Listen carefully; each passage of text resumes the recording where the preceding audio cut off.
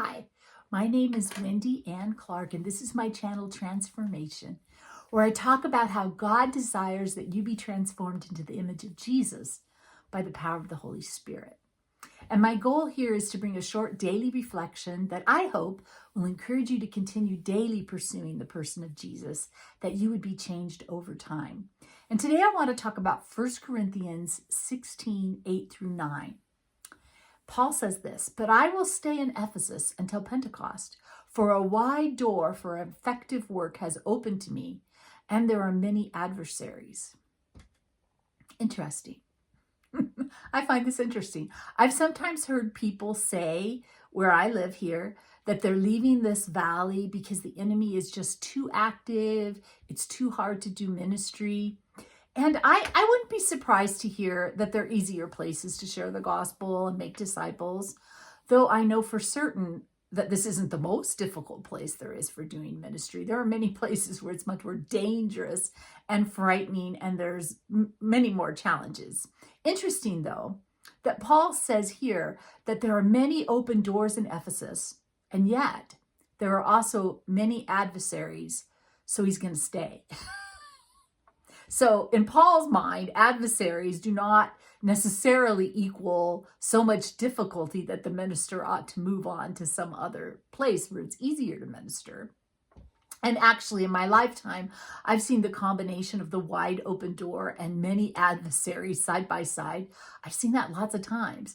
When people are responding to the gospel and they're being transformed, the opposition, the spiritual opposition, also becomes very active. So if you look for a place where there's a thriving church, look and see what's going on. You see all the amazing things God's doing. Expect that you're also going to find quite a bit of spiritual opposition, because it seems that the enemy doesn't bother as much when the church is worldly, compromising, complacent, self-focused. But when the church gets active, it's confronting and rebuking sin, it's extending mercy and grace, it's actively sharing the gospel, actively working to make disciples, then that stirs the enemy up. And the principle seems to apply also to individual believers. So those who live compromised, worldly lives don't seem to attract the attention of the enemy all that much. And they may even say, I don't believe in Satan. I don't believe in the enemy. I don't believe, they might say something like this. So they don't attract the attention of the enemy, and why would they? There's no real threat from an ineffective life. And the enemy actually may have already achieved his primary goal once a believer is, pretty much harmless in spiritual battle.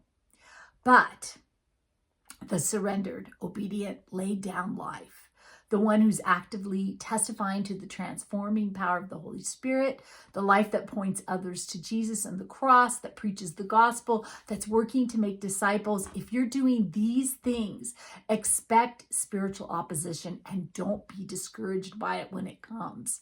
Expect many adversaries and be on the lookout for them, but don't be afraid of them. At the same time, keep looking for the wide open doors for effective ministry. The enemy on the move and active is one sign that God's working powerfully right where you are. So just keep going. I hope I've given you something to think about today. I hope I've encouraged you. Let me know what you think in the comments below. Hit like if you like it.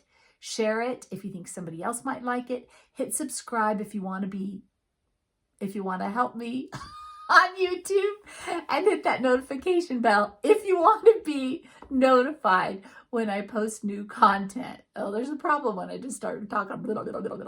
Thank you so much for watching. I hope you have an amazing day, and see you next time.